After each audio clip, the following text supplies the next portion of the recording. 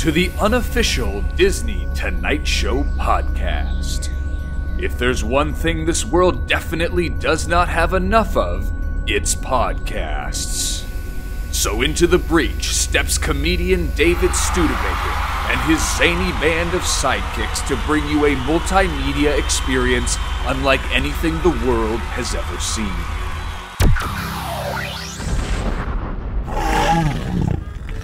Please give it up for my dear friend and your host, Mr. David Studebaker. Yes. Oh, look at that. Look at that. I was just hanging out backstage and here I am. Thank you, James.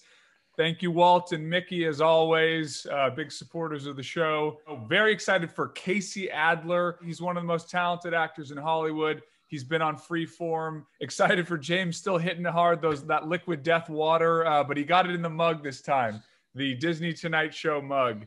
There you go. That's how you do it, buddy. A couple orders of business. The first thing is James sent me something. It's a Disney Parks food item that I find horrifying, but James finds incredible. Do you want to tell them, the nice folks, what this item is? So it's available at Everglazed Donuts in Disney Springs. That's in Florida. So it's only available at the Florida Disney's. And it is a grilled cheese sandwich encased in glazed donuts instead of bread. That sounds delicious. Okay. Like I would probably eat like 4 of those. I'm not going to lie. Yeah, you're missing out, man. I've had the cheeseburger with the Krispy Kreme glazed donuts. It was amazing. You know what's funny about that? I had a TV gig like 8 years ago where they made me try all these different foods, and one of them was that glazed donut with a burger inside. It was one of the most horrific experiences of my life. Never again. Now, that will be on the poll later. Do you want the grilled cheese glazed donut? That will be... YOLO, David. YOLO. You only live once. Yeah, right. Try it, everybody. As always, whenever there's a discussion here, we always have to bring on Luke to be the deciding vote because he generally agrees with me, and I love it. And he also doesn't really listen. So my co-host, who doesn't like to be a co-host, Luke LaCoy, the amazing Luke LaCoy. And once again, Luke does not know the show he's on. He has yet to have a Disney shirt or background. He's had E.T., he's had SpongeBob, and now he has The Office. He is not familiar with what we're doing here, but that's what makes him special and beautiful, and we love you, Luke. So, Luke, what is your take? Do you want a glazed donut grilled cheese sandwich? Okay, to James's credit, just by hearing this, I got heartburn. So I'm going to pass. I'm going to pass on the whole. That's my guy. It's not for me. You're missing out, buddy. You're missing out. I love you, Luke. I can always count on you. So one thing, if you guys haven't seen, there's a new episode out called The Laugh Hour. It's a half hour of laughs. Hello.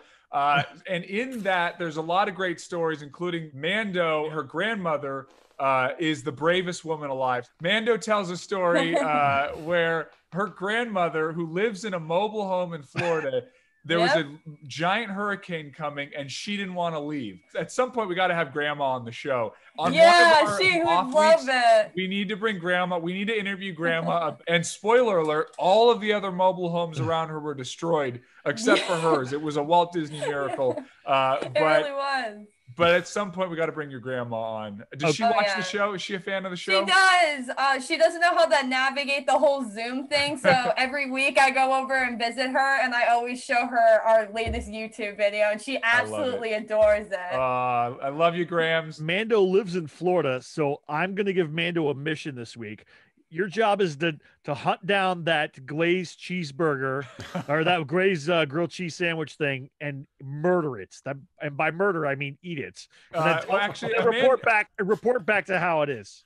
Mando, you got it, James. Do you want that monstrosity? I'm lactose intolerant, so it won't kill me. I just sent her on a suicide mission. Yeah, don't do that. Okay. Yes. Move on. Before I get utter nausea, let's bring Jake in. Does Jeff Goldblum have a restraining order against? Is Jeff okay? Are you guys cool? Well, I haven't heard from him, so that might mean he does have a restraining order on me. We are going to at some point get Jeff Goldblum on the show. That would be amazing. We might just all turn our screens off and just let them chop it up because it's a beautiful thing. Before we bring on our guest, we have an amazing sponsor who has stuck with us. The unofficial Disney Tonight Show is sponsored by LaCroix Collectibles. Items currently for sale include a vintage 1950s quick tube aluminum ice cube tray. Easy for you to say. Luke is so mean with that quick cube. Sorry, Mando, continue. No, you're fine. I looked at it, I was like, I guess I'll take my best shot at it. This ice cube tray is perfect for your next WandaVision cosplay party. The next item for sale is a Jafra Loyal Almond Rich Body Oil. Is this used? Is this a used one? It's open box. It's not used, but it's open box. Oh gosh. Wait a minute, that's hella suspicious. Right? Thank you. Thank you. So you could slather your salty, dry body with Jafra. Last but never least, a George Washington Carver collectible Hallmark doll. Celebrate history with George Washington Carver. Now at a reduced price. I'm terrified of that doll. Hey, that doll is third prize in our YouTube contest. Sorry, I've had so many people on TikTok tell me and DM me about this doll. This doll is the best item they said. That's right. Luke, you got to raise the price. Yeah, raise the price. Yeah. Raise that price. It's a high demand. GameStop, baby. GameStop it. Raise that price. Find all your favorite collectibles by searching Luke Tizzle or LaCroix Collectibles on eBay. Now back to you, David. And let me just say, that lotion, open box, never used. That is... I don't trust you. I don't trust. You don't buy secondhand lotion. You know what's funny, James? Can I be honest with you? I actually have before, so don't, listen, I'm no shame in my skin regimen. Now, we are going to get to our special guest for this evening. He was on Bunheads, on Freeform. He's done a ton of amazing projects beyond acting. He's a Renaissance man. So I am very excited to bring on my dear friend, Casey Adler. Give it up. So we are going to structure this interview like a day at Disneyland. So, and I have my Tomorrowland shirt, every attraction ever at Tomorrowland, including the ironic ones like Autopia.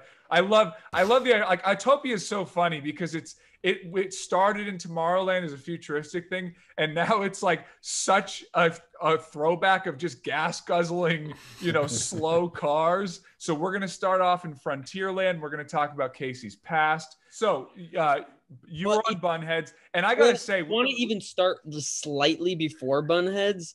Like my very first professional gig, I played the stunt double for an animatronic sheep on a telecommunications Swedish commercial.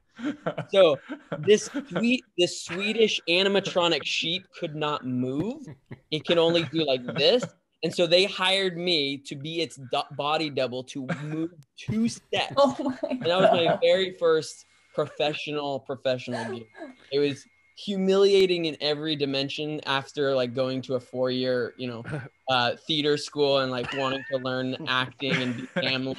Well, and then weren't you in a Best Buy commercial where they put you in some giant suit? And that was right after this telecommunications Swedish it's commercial. It's like this particular sheep in Sweden is like the Geico gecko. It's okay. Everywhere. This is your big break in Sweden. A month before Bunheads, I was an alien on Star Trek Into the Darkness, and I was like a featured alien, so that was a lot of fun. And then like a week after that, I booked Bunheads, and I was like, oh my gosh, I have dialogue. This is great. Yeah, no, you've graduated from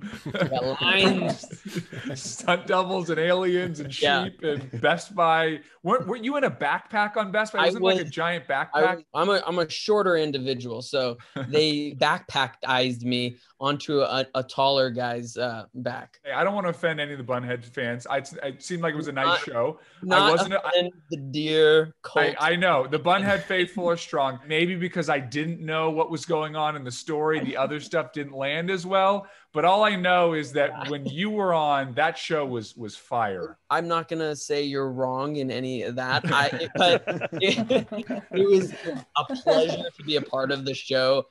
It was Amy Sherman Palladino's show. I don't know if you guys know Amy Sherman. She created Gilmore Girls, and she's now the creator of what's the show on Amazon? Marvelous Mrs. Maisel. Marvelous Mrs. Maisel. She's amazing, and it was a lot of fun to work with her and her husband Daniel Palladino and all the actors, Sutton Foster. So I was kind of like I was a kid in a candy shop on the set, being there and just like, wow, I'm on a set, I'm on a studio set, and you don't realize, how amazing an opportunity it is until, 2 years later, you haven't been hired again. And you're like, oh God, terrible. I was really lucky. Was there like an experience or a moment when you wanted or decided that you like a creative career was for you and like acting was for you? I was 5 years old. I saw the movie Jaws. I watched it over and over and over and over again. Roy Scheider at the very end when he, I don't want to give away Jaws, but if you haven't seen it, Spoiler alert. Spoiler alert. I had 40 years and I was just like, I was a month away. It's in my Amazon queue right now. Spoiler alert. He shoots the, kablooey, and he says, smile, you son of a, and he never says it. But I was always like, I want to do that. I really like that. Seems fun. And I wanted to be a kid actor, but my parents were like, are you crazy? Like, you're not going to be a kid actor and completely be exploited by ruthless Hollywood quite yet. Was it saying the bad word or blowing up the shark that made you excited to be an actor? That's what probably everything. All right, okay. I saw that movie, and then Fantasia. I was really excited. I love music, and then and then this movie, I rewatched it. I think it's still great. Everyone says it's not good, but I think it's amazing. Is Bloodsport with Jean-Claude Van Damme. Yeah, it's incredible. It's so good, and it got me into Taekwondo and martial arts when I was I love Jaws, Bloodsport, and Fantasia. That explains Casey perfectly. I was not really like a cartoony guy when I was like 5 or 6, 7. Well, you know what I love is that the Disney movie you chose is like the most kind of highbrow, filled with symbolism. I'm an artistic snob. Yeah, we got a real Hollywood snob. You even got the snobby like couch behind you. You are just killing it. Let's talk about the writing. So you have a children's book and you're a playwright. So let's talk about both of those. I wrote a children's book with my sister a few years ago called Yorkie Town. It's about a big giant Yorkie who learns to love himself for who he is. And it ended up partnering with some organizations like Ryan Seacrest Foundation, and they're an amazing organization. They have little like radio stations inside children's hospitals across the country. Drag Queen Story Hour, another great national organization where drag queens read children's books to kids across the country. I am also a playwright with the Actor Studio Play Development Unit. I write screenplays and pilots, and I just finished my first novella over the pandemic. So I'm trying to be like David, and who wrote a amazing book I have not read yet, though it's on my phone. You got to read it. You got to read it. No, you know what? David buddy. is inspiring for that, because I also started a novel because of him. So, That's fantastic. Thank you guys. Appreciate it. You guys are very kind. Back to the Disney front. So you went to Chapman University, which is a stone's throw from Disneyland. That is where Casey and I met. That's where our love was born. I was not at Chapman. I couldn't afford it. I was just hanging out at Chapman with. I still can't afford it, David. I still. Casey's going to be paying that Chapman University education off for a long time. But Oren Peleg, who we're going to get on the show down the road, he worked at Disney Animation. He directed a movie that I co-wrote with Oren and I was in part of. So Casey played Oren, basically. Casey and Oren are good friends. I'm Jewish. He's also Jewish, but he loves being Jewish more than I am. I like being Jewish also. He loves it. It is true. Oren wrote for the Jewish Journal. He just worked for an organization that helps welcome in people who are Jewish to the community and put on events. So Oh, he's great. he is No, he's great. he is very much embedded in the Los Angeles Jewish community. Amazing. But we wrote a film You called guys- Big Briss. Yeah. And Casey, do you want to tell the story of the film that you starred in? The highlight of my career, obviously. Is this Hey, tiny you know what? Really quick before I say pieces. anything, before you go, it actually won awards. in It's a film great festivals. film. I love this. And Casey and I both have said they needed to have adapted into a feature, but I'll let I've you been take the floor. telling him for probably 10 years straight to Yeah. turn it into a feature. Anyways, Yeah, it's about a 17-year-old Jewish young stand-up, and on this he finally gets an opportunity to have his big stand-up show. But unfortunately, it comes out that his original bris, which is the cutting of the schlong as a little baby, was not done by a certified rabbi. Is that I believe? Yes. Yeah. So And- the line from the mom was, it was done by from the rabbi said it was done by a goy doctor. Right. it was done by- right. that blood must be drawn. I don't know if that's legitimately true. Well, that was that's the verbiage that Oren used. He's the expert. he- Okay, don't argue So- with the columnist for the Jewish Journal. So the night of his big stand-up gig was the same night as when they had set it up that he had to do this in a public forum. So it was like in a big giant theater, and so he goes to the stand-up show. He chooses that over his faith, but then at the show, he absolutely tanks because he listens to his manager, who instead of doing like the jokes he wants to do, he has him do like Schwarzenegger impressions and like you got to talk about Britney Spears and so he's like totally not Terrible true to pop himself. culture content. And I was the MC. I played the MC for that show, and I on one of the previous days ate something that was catered that had C. coli in it, which is like E. coli, but like a little bit not quite as bad, but like you can't die from it, but it's like 2 weeks of hell. So I had eaten that the previous day.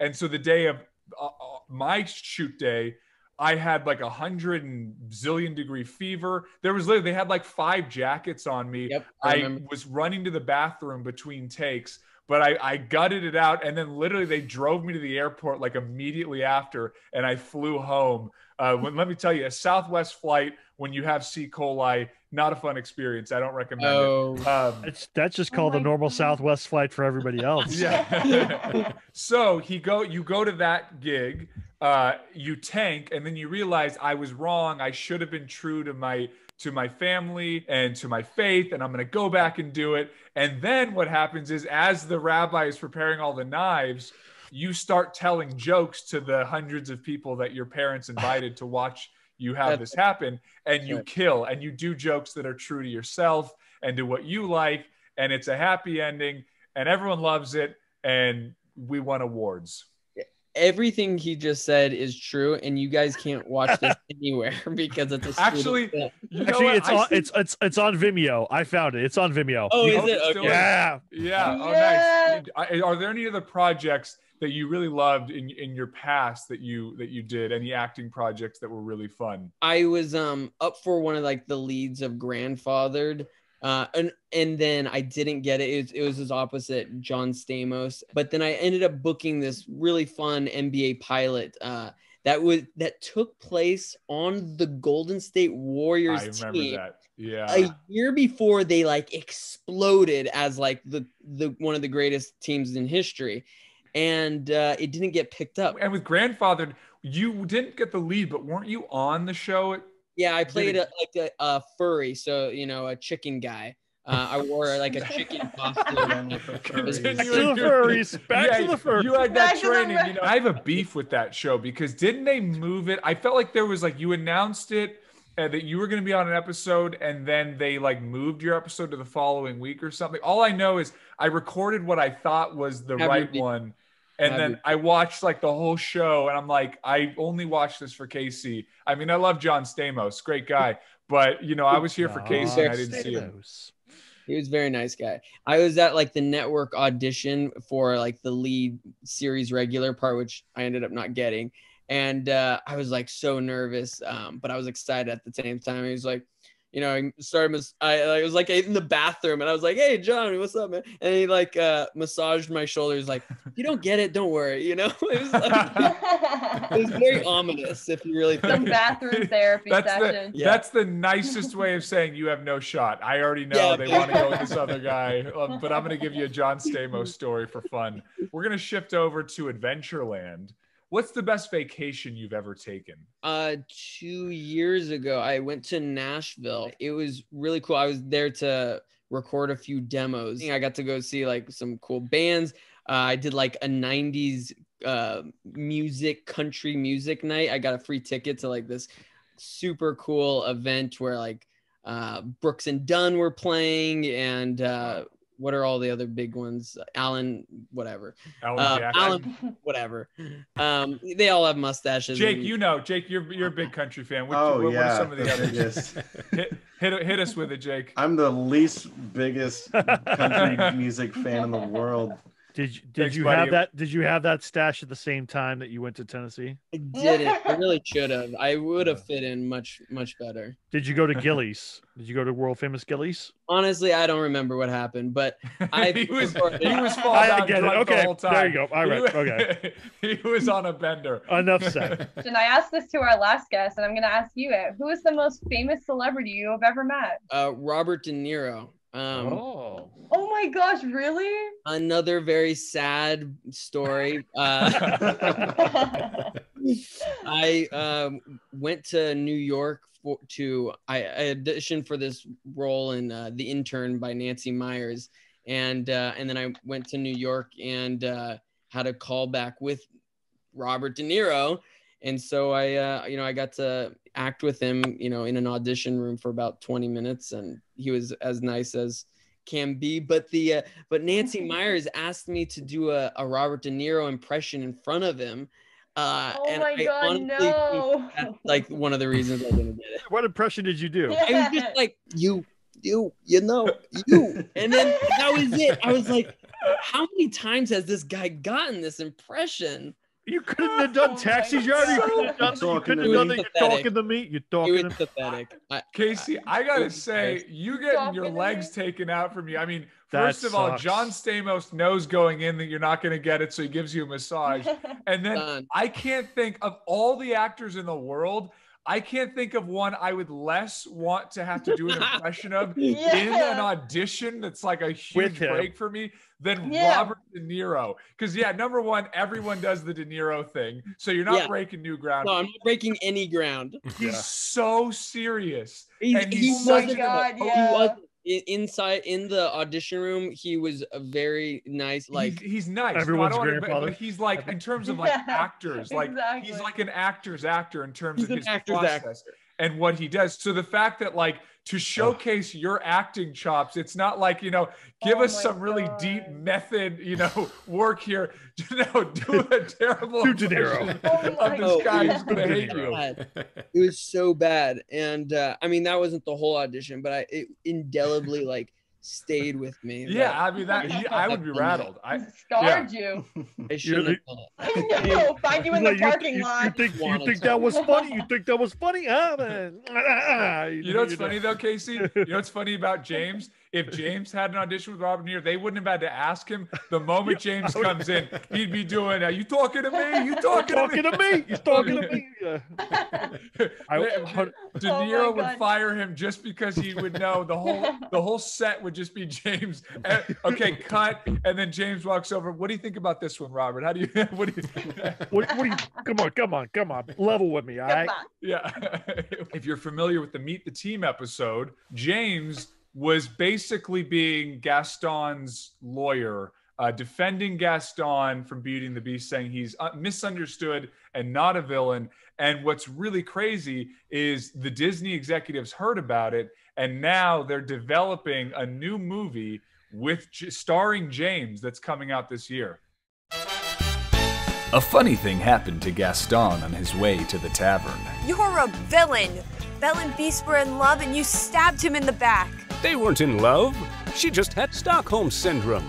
He got labeled a villain in a small provincial town. I'm not a villain. Beast is the villain. I'm innocent. Now this muscle-bound, gun-toting, egg-eating heartthrob is in trouble, and only one man can save him. Do you know an attorney? I think I can call someone. He's not your typical hero. Who? My cousin Jimmy. It's not his first argument. You don't look like a lawyer. You don't either, and your accent's stupid. But it might be his best. Jimmy, you can't argue with the locals. You stick out like a derriere. And stop eating my eggs. You better have a good case. Your Honor, listen up. Beast is the real villain here. Do you have any evidence? Evidence? Forget about it. Of course I got evidence. I got evidence you wouldn't believe. Would you like to present any of this evidence that I would not believe? Ay, ay, ay. Who does this guy think he is with these demands? I'm the judge. But with Jimmy's case and Jimmy's passion, Gaston might be dead meat. I have a bad feeling about this. James D. Creviston is my cousin Jimmy. I'm lawyering here.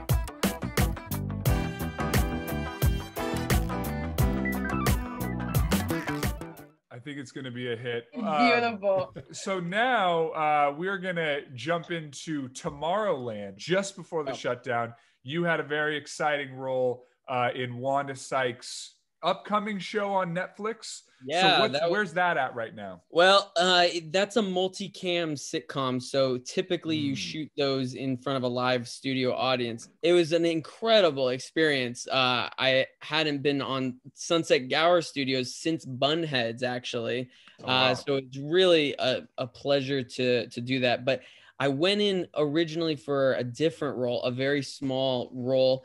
And then I got called back for it. And during the callback, you don't want to listen, but I was listening to the actor in front of me. He was so good. He had such a great voice. And I was like, I'm not getting this. But I went in, did my thing, left. The casting director ran out and chased me down and said, can you read for another role really quickly? So I had like 10 minutes. Man, you have had some audition experience. Oh my God.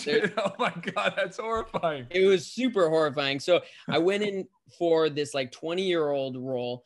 Then I reread for a character that was written as a 50-year-old character. So you can't prepare for anything like this. So I had 10 minutes. I did it in front of Wanda Sykes and a few other people. I wasn't prepared for Wanda to be in the room. I was like, oh my God, she's like in the corner of my eye. I hope they didn't make you do an impression of her like they did Robert De Niro. Do your best, Wanda. Terrible. Not like Wanda. Oh no, but then I got cast and let me just say, Casey, Yeah. I don't know if you're looking on gallery.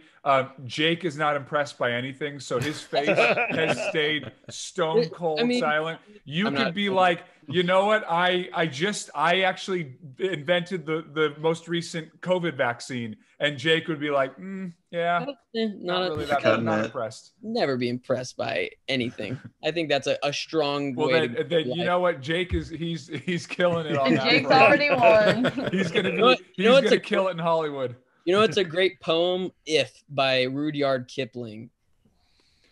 I gotta say, you're the most highbrow guest we've ever had. Well, we haven't had a lot of guests so far, but you're gonna be a high bar, except for Bloodsport. But other than that, you got. Hey, Bloodsport's amazing. What are you doing? Come on. He has this line like, if you can keep your head while you walk with those around you in bars, and if you can make sure you're not too big for yourself when you're walking with kings, then you'll be sure of who you are. So Jake, I think you're Rudyard. All right. Didn't even do anything. There we go. If you could play any Marvel character, who would you want to play? This is gonna sound ridiculous because I'm 5'4", but Wolverine. Yes. Wolverine is short. Wolverine is short, and with that stash, you keep growing. I think so. James' question kind of counts for Tomorrowland and Fantasyland because let's be honest, you're not playing Wolverine. They don't have that. So, but I mean, if I was casting it, I would. But it's It's not happening. I've been working out since the beginning of the pandemic. Let me just tell you. I'm up to 116. Nice. I retract my statement. You can play Wolverine, and we're going to make sure that happens. I think you should retract your statement and apologize to the community of short men. Yeah. Well, hey, I said no, I didn't say a thing about height. I don't care. I want an apology. I mean, okay, I apologize to the community of short men, but I said nothing about height. It was purely bicep. I mean, if you want to prove me wrong, give me a.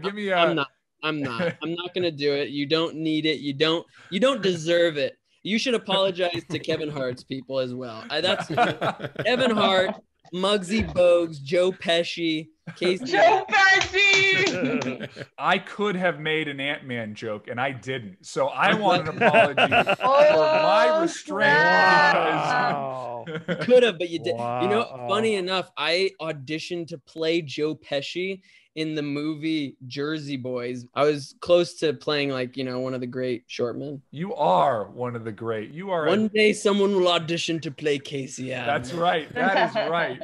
Jake, do you have a Fantasyland question for Casey? I hate to inconvenience you, Jake. I apologize. So I don't know how much of a nerd you are for Marvel or Star Wars, because these are the two I was thinking of. But if there's any franchise you could be a part of, what would it be? I have not gotten into Star Wars, I have to say. I never Jake is gonna jump through the computer. Not jump through it. Don't kill me quite yet. Jake's gonna turn off his video and he's gonna walk. He's gonna leave the show right now. I mean, Jake, you gotta understand, this is the guy who was quoting Rudyard Kipling earlier and was inspired to act by the floating elephants in Fantasia. But I do love, Marvel and X-Men.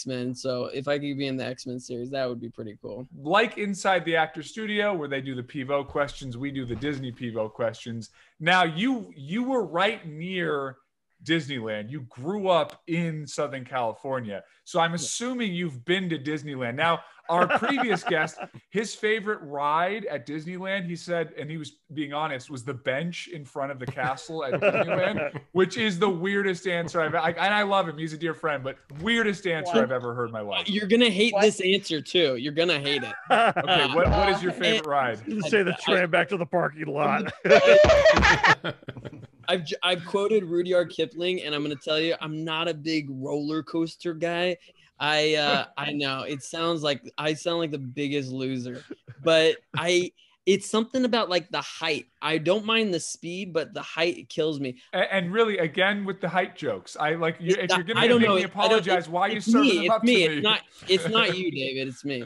But what's that Oh, It's a Small World. I loved that when I was a kid. Yes. Oh. I love that we have the bench and It's a Small World. I mean, and I will say, Casey, I will defend you. I love It's a Small World. That is a great ride. And can I just say that's going to answer whatever question 5 is, because that song is haunting but also beautiful, and that is truly my favorite song.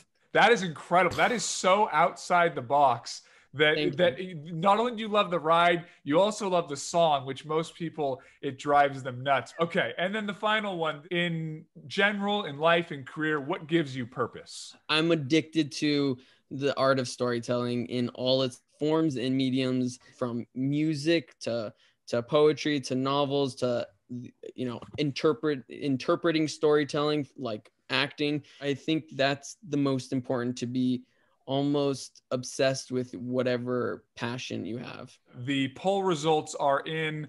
James, you did worse this time than last time with Gaston. Let's see him. It is now 92% say Gaston is a villain. Only 8% agree with you.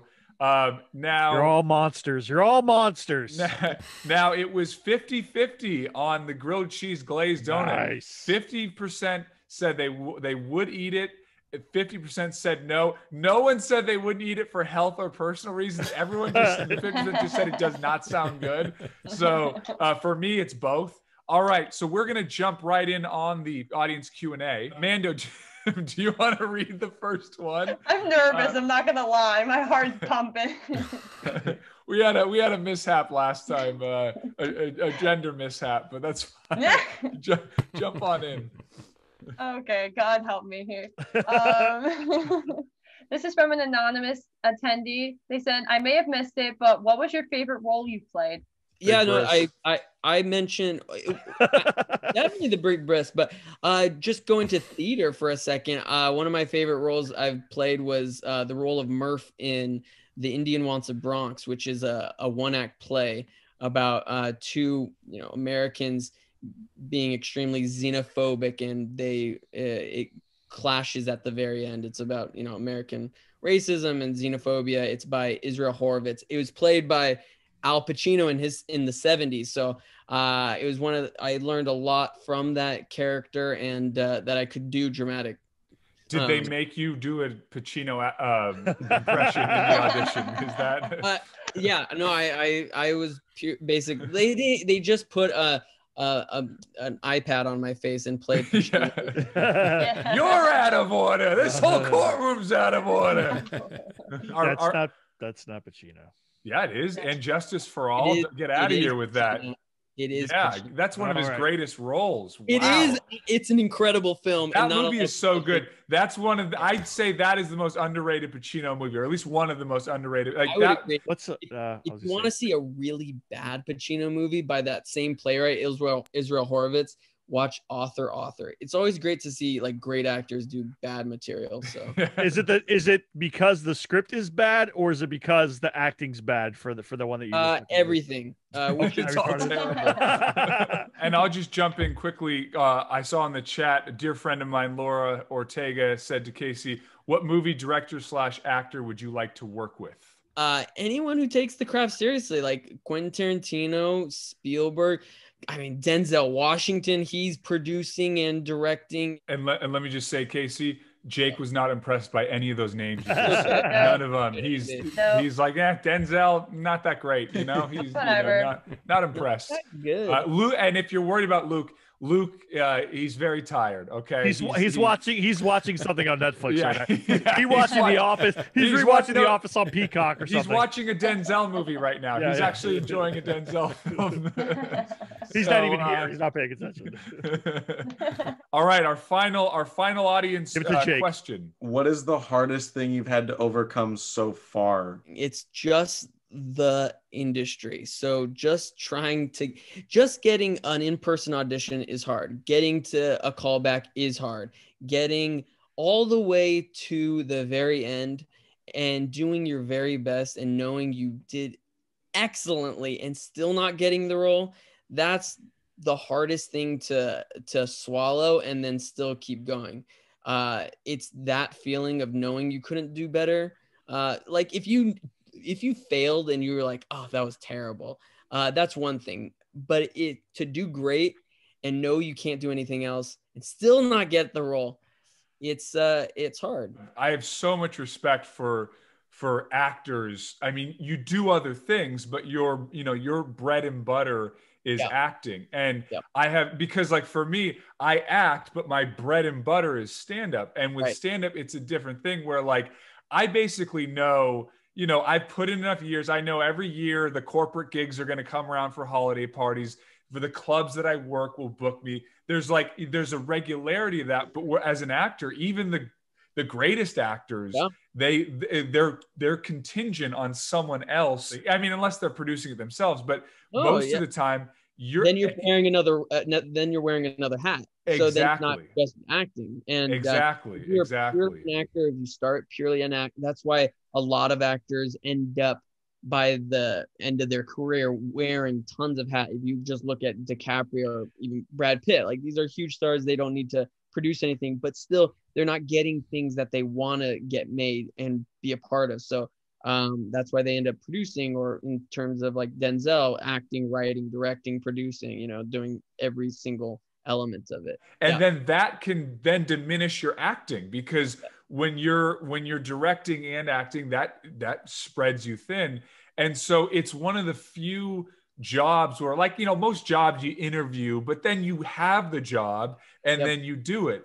but it's like there's such a barrier to entry. You're an amazing actor. In my opinion, you should have every role you want, but you're contingent on other people. And that that stress, it's so hard. So yeah, sorry. I agree. That's what's the most difficult, frustrating thing about acting is reliant upon someone else to give you the opportunity to do your art form. Whereas writing, you can do it every single moment, at every single day. Yes, you can do monologues, but still monologues are a very slim version of acting, because it's an old saying, but acting is reacting. It requires two or more people. Beyond your talent, just your bravery, like just, and people say, oh, you're so brave, but like it's not even bravery. It's just like actors like you who do it for a living and are in it like 100%.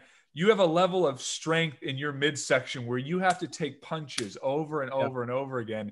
And the ability to do that, the ability to just be a working actor and not quit. 2.5 years ago, I was a page at Paramount, and I was giving like tours, and I took the opportunity to work on my acting and do accents and, have some fun with the tours. I think there were 2 or 3 tours where like some young, like 17, 18, 19, they're like, you were on Bunheads. And I was like, yes. And now I'm giving you a tour. So that's rough.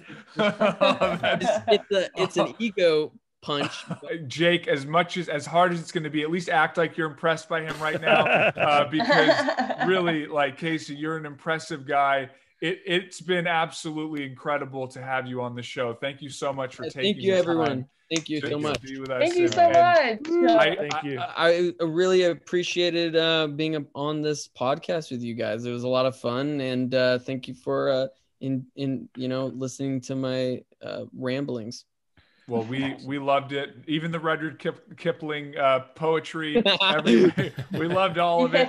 And yeah, so that's the end of the show. For next week, we'll be doing another one of our laugh hours, so keep an eye out for that. And remember, if you are a fan of the show, it really helps if you subscribe on YouTube, leave a comment, subscribe, rate, and review on Apple Podcasts and all the podcast apps. We love all the support and all the feedback, and all of our people who joined us live. Thank you so much. We really appreciate it. It really helps the show, you being here. So we'll definitely see you in the after party. My name is David Studebaker. We are the unofficial Disney Tonight Show. See you soon.